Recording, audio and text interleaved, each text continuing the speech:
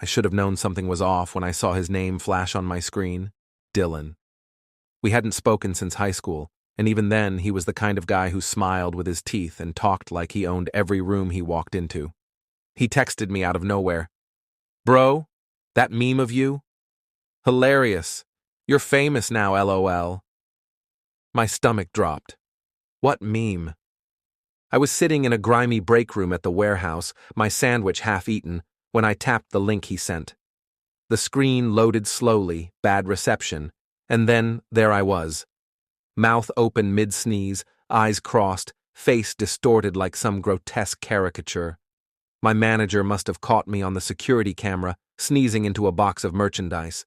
The caption read, "When you're trying to be essential, but your allergies say nah." 2 million views. I felt cold, not just embarrassed, violated. I didn't remember signing anything that allowed them to post this. I scrolled through the comments. "Is this real? LMO. Someone give this guy a tissue and a new job." Bro just sneezed his way into unemployment. Then I saw it. The account that posted the original video, @DillPickleMaster. His face was right there in the profile picture, grinning like he always did after humiliating someone. I called him. "Dylan? What the hell, man?" My voice cracked from rage I didn't know I was capable of. "Relax," he said, laughing. "Dude, it's viral. You're welcome. This is good for you. You stole that footage and made a joke out of me. I could lose my job." "Come on, don't be dramatic. You're the people's sneeze guy now." I hung up. By the time I got back to the floor, my manager was waiting. She wasn't smiling. "We can't have this kind of exposure," she said, arms crossed. "It's bad for the company." "But I didn't post it." "Doesn't matter. You're the face in it." I was fired on the spot. No severance, no discussion. I walked home. My car had broken down last week, and I couldn't afford to fix it. Every block I passed felt like a stage. People glanced at me. A few pointed. One teenager said, "Yo!" Sneeze guy, and actually tried to film me. I sprinted the last few blocks, slammed my apartment door behind me. My reflection in the mirror looked unfamiliar. Flushed cheeks, wild eyes, lips trembling. I yanked down the blinds, turned off the lights. I wanted to disappear. That night I tried to report the video, tried to file complaints. But it was too late. Dylan had spun it into a brand. There were t-shirts now, reaction GIFs, a subreddit with memes of me edited into disaster movies. My phone buzzed again. Another message from Dylan. "Bro, want a cut of the merch sales?" I threw my phone against the wall. It didn't break. I wanted it to break. I wanted something to break. But it was me. It was always going to be me. 3 days passed. I didn't speak to anyone. I barely ate. The curtains stayed shut like they were afraid of the world too. But I didn't cry. Not once. My humiliation was too dry, too public for tears. It had calcified into something sharper. A question I couldn't let go of. Why Dylan? Why me? I started digging. Dylan was everywhere now. Interviews, podcasts, even a panel on viral content. He'd branded himself as a meme consultant. Every time he talked about creating authentic, relatable content, my face flashed behind him on the screen like a permanent punchline. But I found something. A clip from a live stream he did in college. Drunk, cocky. He told the story of spiking a roommate's protein powder with laxatives. Laughed while the guy cried in the background. "Dude shit himself in class, classic." No one had seen it in years, but it was still archived. Buried on an old Twitch channel under a fake name. I downloaded it. Then I remembered something else. Dylan used to cheat. Not just on tests, on girlfriends too. He bragged about it like it made him smarter. There was one girl in particular, Elise. She'd been serious about him back in college. I remembered how she looked the day she found out about the other girl. She didn't cry either. She just stared at him like he was already dead. I found her on LinkedIn. Sent a message. She responded within the hour. "I've been waiting for this moment for a long time." We talked. I told her what he did to me. She wasn't surprised. "He's always fed off weaker people," she said. "Only now he thinks he's untouchable." I had a plan now. I pitched a segment idea to a rising talk show in New York, City Voice Live. They were hungry for internet drama, and I sold it as a redemption arc. The meme guy faces his viral past. They ate it up, said it'd be live, said Dylan already agreed to appear. He thought it would be his coronation. I just needed to make sure everything lined up. Elise sent me old screenshots. Messages Dylan sent while they were dating, one where he bragged about faking a mental health crisis to get sympathy followers. She had receipts. I had the livestream clip. And I edited a short reel, a greatest hits of his worst moments, ready to run behind us on the studio screen. The producer was skeptical. "Why should we air this?" I looked her in the eye. "Because people are tired of being laughed at by monsters." She paused, then nodded. The night before the taping, I didn't sleep. I wasn't nervous.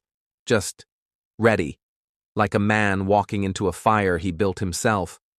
I chose my outfit carefully, clean, dark jacket, no logos. I didn't want to be a meme again. I wanted to be the silence after the punchline.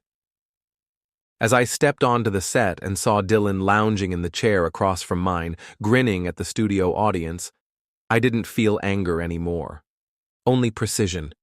The studio lights felt hotter than they should have, or maybe it was just my blood heating beneath my skin as I stared across the set at Dylan. He leaned back in his chair, that same wolfish grin stretched across his face, like this was a victory lap, like I was still the joke. The host, Drea Carson, all veneers and velvet voice, smiled for the camera. "Tonight on City Voice Live, we're talking virality, internet fame, and second chances. You know him as the sneeze guy. Please welcome Jake Mercer." Applause. I walked out slowly, took my seat. Dylan winked at me. "Look who made it to the big leagues." I kept my smile tight. "Yeah, funny how life works." Drea leaned in, all professional concern.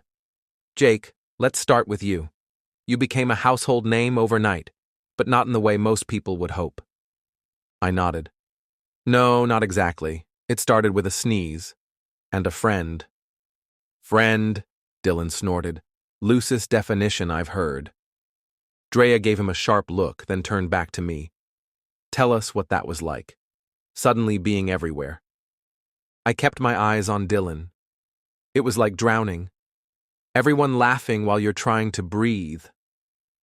The audience murmured. Dylan chuckled, shrugged.